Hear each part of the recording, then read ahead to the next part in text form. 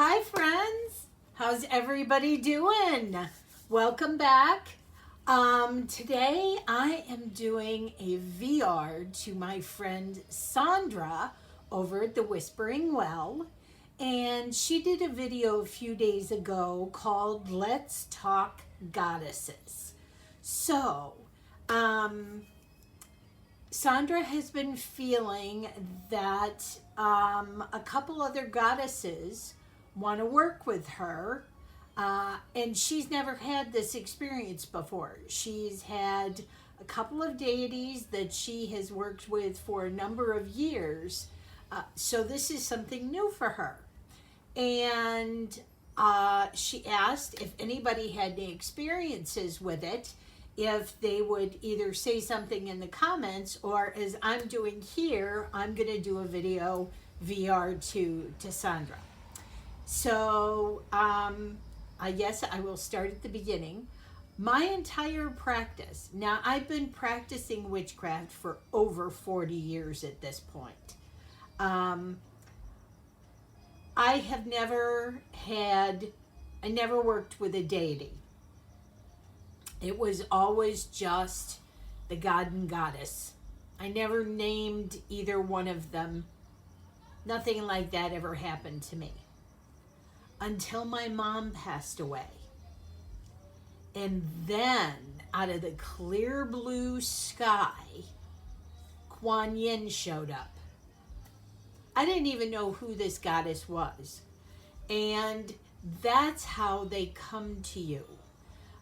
They give you signs, or they literally come to you. For me, it was a period of extreme grief and overwhelm, and I clearly remember having a nightmare where I am just falling, free falling into the abyss, and just screaming at the top of my lungs, Kuan Yin, Kuan Yin, Kuan Yin.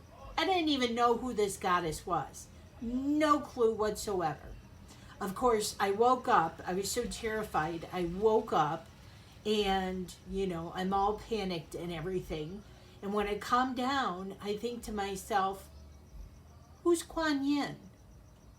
What the hell was that? So I wrote it down because I have a notebook by the side of my bed. So I wrote down Kuan Yin, and of course I went back to bed.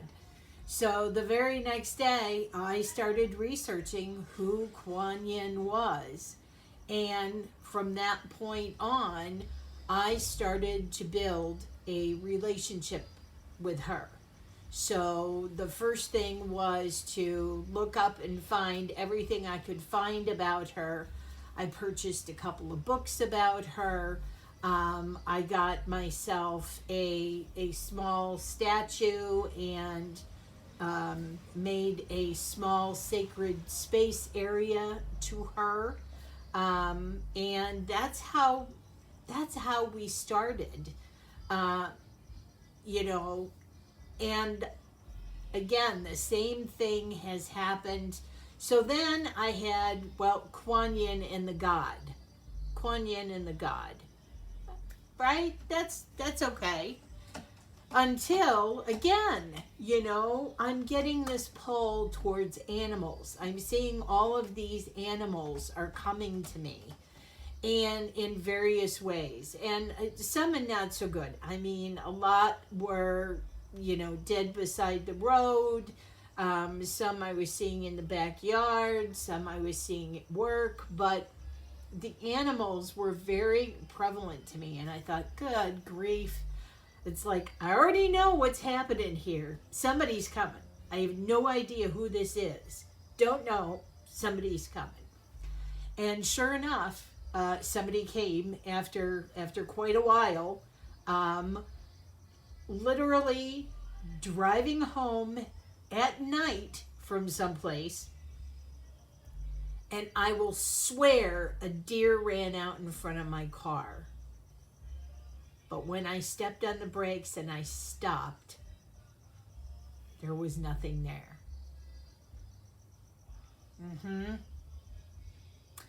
Cernunnos. Cernunnos made his presence known because I was like, where the hell is a deer in the city gonna come from?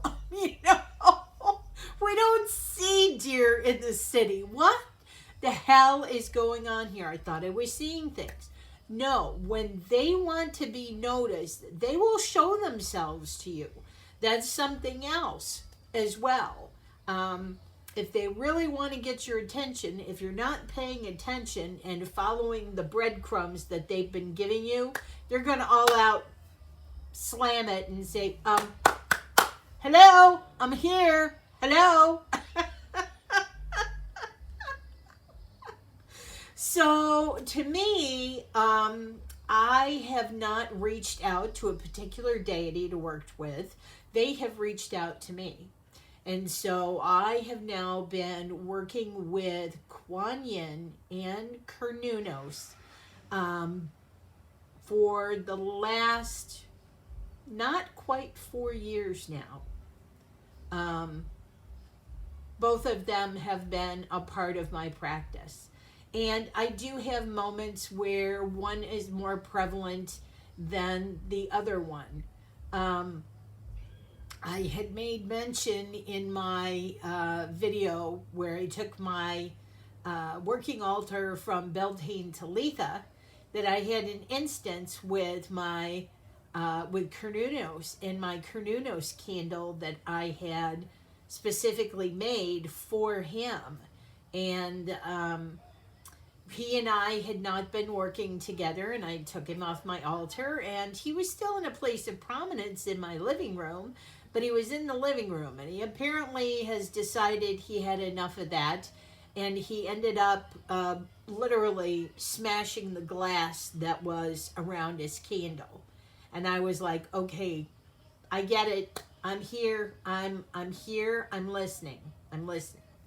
So, and then that kind of has rolled into the newest deity to present to me.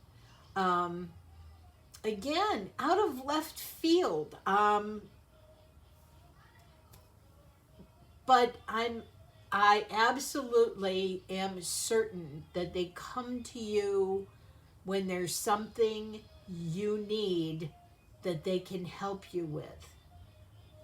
I'm absolutely certain of this because with Kuan Yin helped me with the transitions through grief and mourning and loss, not only for my mom, but then 2 years later again with Andy. I really needed her at that time, and she's still with me now as I'm working on being a compassionate person, a more compassionate person.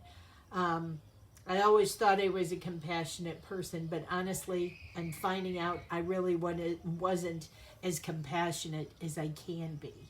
And so those are the lessons that she's teaching me now.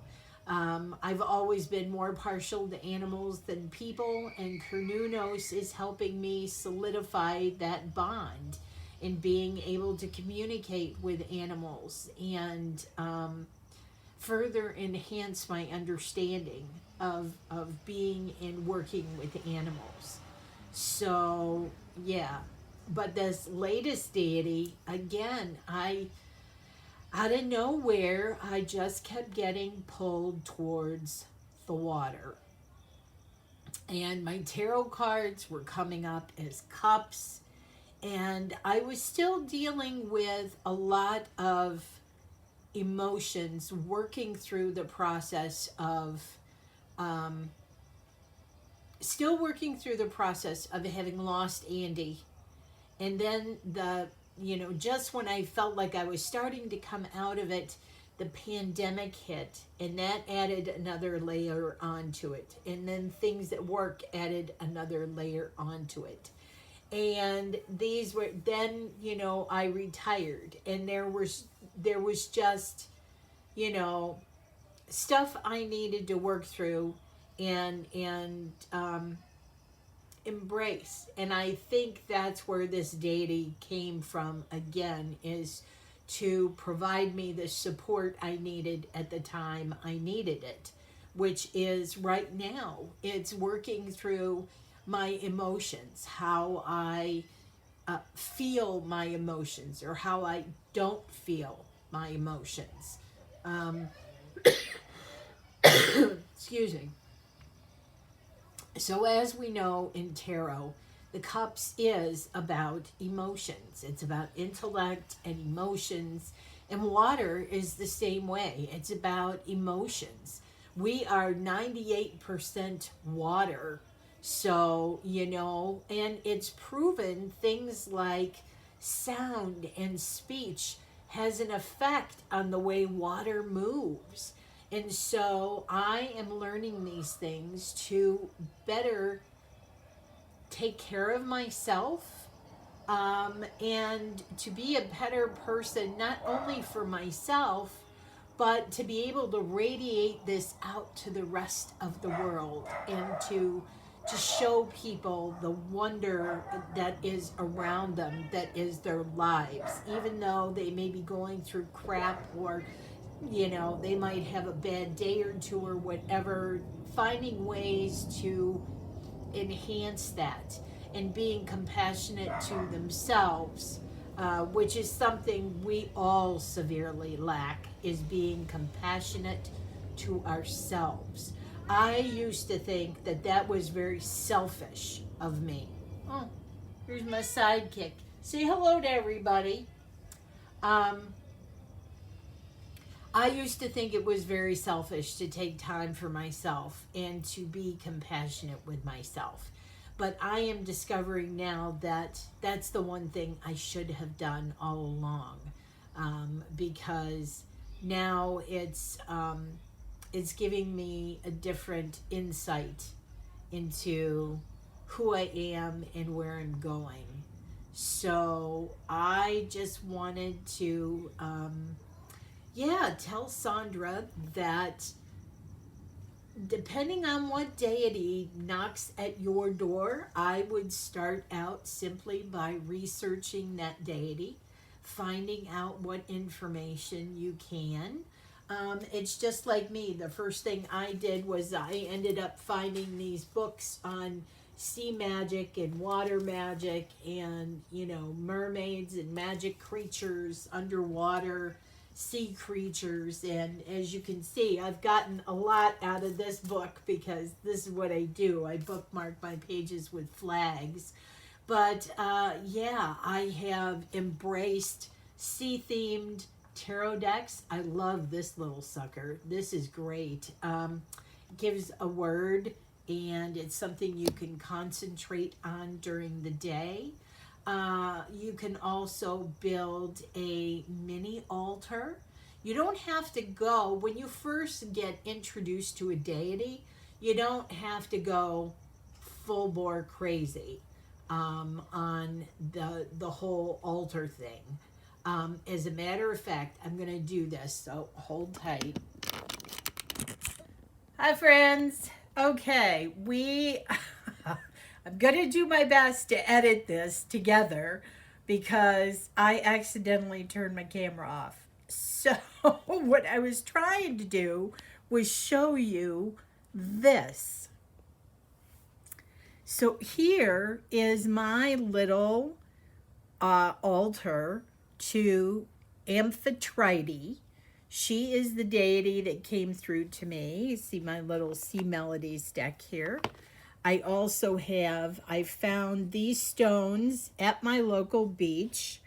And then I found a hagstone, which I turned into a necklace. I also have my mala that I made for, oops, as that falls off, Amphitrite. But here I have a salt and surf candle. I have some Amphitrite oil, and I have some ocean magic oil that I will put on my mermaid cloth. And then back here is just a little jar of shells and goodies that I have picked up on my beach walks. So yeah, you start out small. That's what I suggest anyway. I hope this has been helpful to whoever watches about working with deities. And if you have any questions, any thoughts, please leave them below in the comment section. I'm happy to answer any questions you guys may have. And yeah, with that, I will send you all a bunch of love, and I will see you on the next video. Mwah!